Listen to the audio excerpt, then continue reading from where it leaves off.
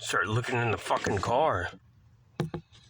Noticing things that, well, aren't normally there. Like this blower, because I installed it, and this is not the car I had, so, like, the parts are quite different. I don't think this is a Ford Focus anymore, like it was, so I'm a little confused on where my car went. Kind of looks like it, though. I mean, the VIN number's the same and all, but it's not the same frickin' car.